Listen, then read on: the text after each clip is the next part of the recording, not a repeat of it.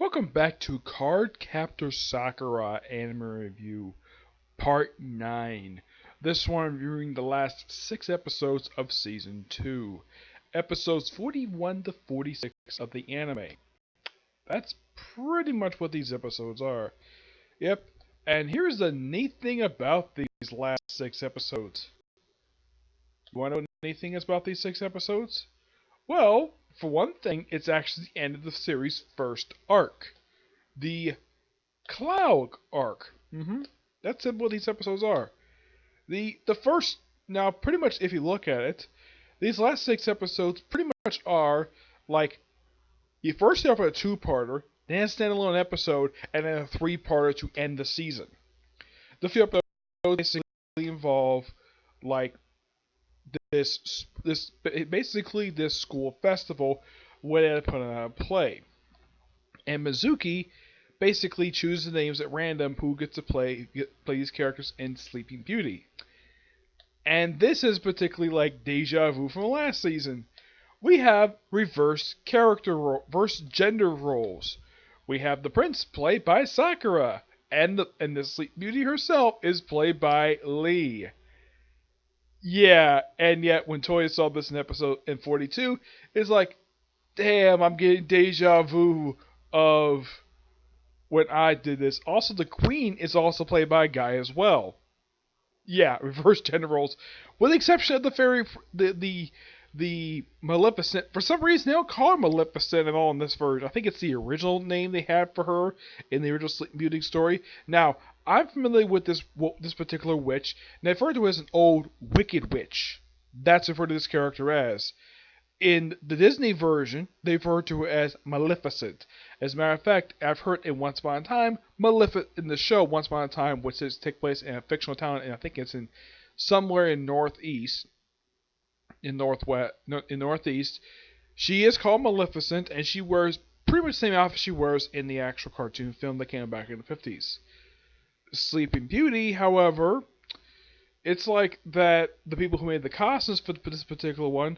Now, Sakura, her outfit is pretty much original to the show itself. It's designed that Tomoyo basically wears.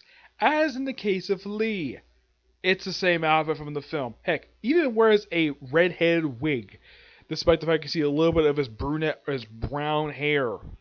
Yep. And during these 2 episodes, we have about 3 cards. Yep, 3 cards. First, we have the Sand card. Yep, the Sand card shows up in the first one. In the second one, we have the Light and Dark card. And the whole point of this one is to set up the last 3 episodes of this particular season. Yep. And the Sand card goes pretty much like a ruckus around the whole school. Eventually, it's able to be captured due to the combined might of both Lee and Sakura. Captured it perfectly fine, and Mizuki's watching the whole thing the whole period of time. And, well, after they seal up the Sand card, Sakura just gives it to Lee because, well, he deserved it. Despite the fact, well, from her perspective, it was because that he came with the idea to basically seal the damn thing. And then come the next particular play. This is the second time we have a public gathering and a Cloud card shows up, much less 2. Yep, we have the Dark card shows up, consumes everybody. Now everybody knows what the heck is going on here. And Sakura's basically walking around and sees the Light card. Apparently the Light card's been inside her heart the whole period of time. So they both come out, and they're both happy to see each other. And they ask can you seal us both, please? She's like, okay. Yeah, first she tries to basically use her key to become a staff. Doesn't work, and eventually it does work. And seals them off no problem at all. And apparently no one noticed the fact that the whole Cloud card show up at all. I think the person who probably did know was Kiro. He was the only one who did because he has magical power. Yep. Now comes episode 43. Basically, the writing out the character of Mei Ling. Yep, she's been called to go home back to frickin' China. Why? Never explained. She just basically told to go home within a week. And so they have her, basically, Sakura invites her to stay over her house overnight, just to be nice to her. Of course, she's very sad about going. Of course, the episode started very comedically with her trying to make Lee a cake. Yep, making Lee a cake, which turns out pretty bad. Oh yeah, and the butler turns out, as of course Mei Ling explains in the flashback, the butler's also their teacher, the one taught both martial arts. Okay, that's actually quite interesting. I mean, it's nothing unusual in fiction. Sometimes butlers do teach, let's just say, the children of their employers something useful. In the case of this guy, martial arts. Not a bad idea. And there is, of course, a cloud card in this episode. The twin card, which copies everything, including Lee's house and his frickin' butler. Why the heck not? And thanks to the combined of Lee and Mei Ling, they're able to basically subdue both these two enough time for Sakura to steal both. And then, of course, Mei Ling is basically allowed to go give herself a goodbye with Tomoyo and Sakura there before she goes back to China. My only guess is the reason why they wrote her out at this point is probably because she's not part of the final arc of this, but she's not part of the final, let's just say, the final story at this particular arc involving the capture of the last card. What card is the last one we captured? The Earth card. Yep, the frickin' Earth card, which causes probably more damage than any other card seen throughout the entire series at this point. It causes, like, the first time you notice anything is even there, it's a frickin' earthquake that nearly has Tomoyo fall through. Look how Sakura saves just in time. You have these, like, big, huge rocks come out of the ground, and then, of course, Sakura needs to feed this thing really quickly. So, puts everybody to sleep except for Kiro, Lee, Tomoyo. Mizuki is immune to the cloud cards. This, of course, is still not explained yet, but the whole purpose of this is probably to set up the next arc of the series, the Sakura arc of the series, which comes with the third season of the show. And they're able to basically defeat. Well, first they try to defeat the Earth. Now they see the Earth cards of like true form. And of course they're thinking with water, and it goes head back like it's freaking Hydra. So they would defeat this thing because Sakura notices that it's not affecting any trees. So she figures, though, use the wood card. Okay. Use the wood card, subdued it, turn it back normal. Kiro turns back to his true form, which I was correct. He did turn into a freaking lion. And then, like, not long after that, in the very same episode of this two-part of the last card, Yokido, who was knocked unconscious in part 1, turns into you, the Guardian of the Moon. Yep, in the very same episode. And thus begins the final judgment. But because Lee also has cloud cards, he gets judged first, and he gets defeated really easily. You just wipes the floor with him, and he pretty much is knocked to the ground. And in the very next episode, we have the final judgment, which is the end of this particular season, end of this particular arc. Yeah, we have Sakura. Pretty much, basically, you're having a deja vu of the start of the series with the Dreamer. Her on this particular building, we have Tokyo Tower in the background. We also see that Mizuki is there, and with her bell. Though this is basically building throughout the entire series. We've been building to this very moment, and it's really good. So she doesn't want to fight first because, well, Yokido is also you. And before they have the whole trial thing, they have you basically kind of give a cup. Basically kind of cup Sakura's face. Not the kiss of her, but just give a good look at her. Eventually gets Lee up there via sort of like closing his mind, and then of course coming to the top of this temple. They fight briefly, that's when the way absorbed him. Does anything to Sakura too, and eventually he basically brainwashes Sakura to uses the jump card to cut him right over Tokyo Tower. Then she uses fly the trigger because she does not want to harm Yokido. Then she tries to use the wood card on him. Fails. Then she gets trapped.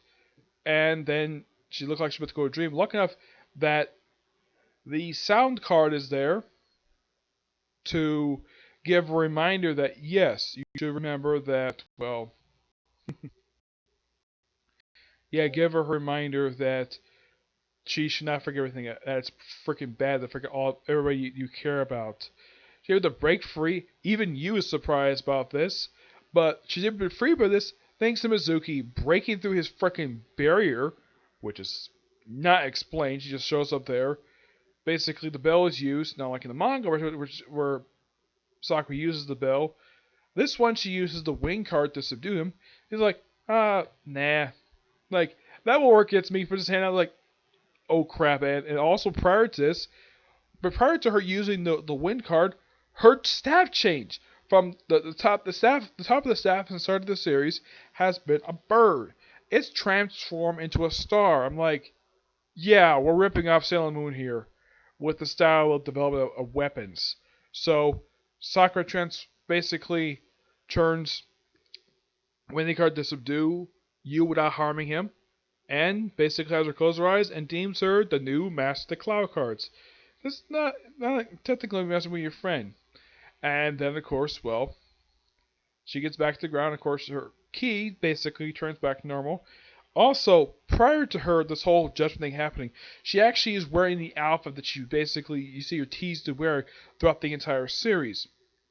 It was also shown at the start of it that the doll has been seen every episode she's appeared in. Excuse me. That apparently Tomio gave her this doll a week before the start of the series as a birthday present for the start of the 4th grade. And that was a week later, we had the Sakura open up the cloud cards. Okay. Yeah, that was explained in the last card, part 1. Yep, and then pretty much like she's putting the outfit, though they changed the bow, but pretty much the same outfit she wears as the doll. And then, of course, everyone's like happy. Well, what convinced the guy of the dream was seeing Yukito again, the guy she has a crush on. And, of course, then it's like, let's take her out for a little while, even though we're not really needed. We need to feel about the powers. So, Hiro and Yu turn back to their false forms. And pretty much everybody goes to go off the sunset. We also have Toya, who apparently kind of suspected that Yukito was not actually human. Yeah, of course, they have the conversations. Of course, doesn't go very far. And then, of course, we have a montage of some of the best moments of the series, like the giant kaiju fight one with a dragon, like seeing Sakura's late mother. Great stuff of the whole these first 46 episodes. Yep. I gotta say, for this particular arc, it's really good. Now, before I ended this video, I want to talk briefly about the dubs. Now, I've been watching the it's not the original dub for this particular series. No, it isn't. It is actually the second dub of the series, which is done by a different studio. It's done by a studio named Nirvana.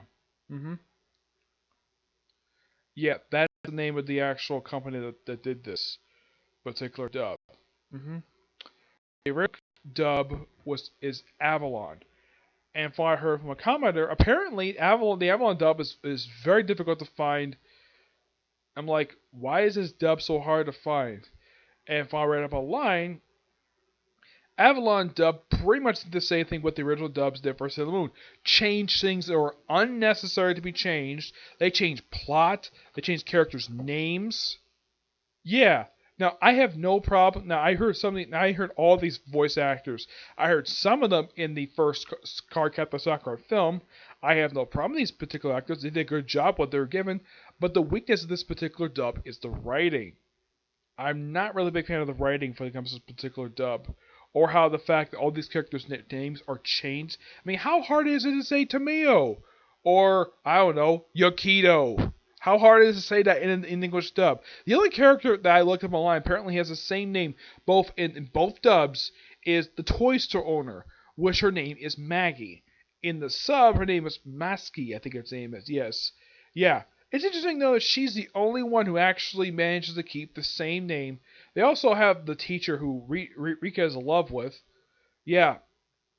That he managed to kind of keep the same name too. In both versions, which is quite interesting. Yeah, it's something like that. Two minor characters managed to keep the same name in both dubs, but in the Havana dub, almost everybody got the names changed. I do mean everybody, except for Sakura. They kept her first name, but they changed her last name. In the case of the Nirvana dub, everybody pretty much retains the same name they had in the sub, with the exception of these two reoccurring characters. That's what I've seen so far. Yep. And from what I also heard, for the second, I haven't watched the second film yet, that apparently the original actress who played Sakura, which I heard her in the original in the first film. I don't think she did bad. I think she did a pretty good job what she was given. Um, she did Sakura justice. It's just that from what I heard, she was not able to do the dub for the second film for some reason. I don't know why. And apparently she was heartbroken over this.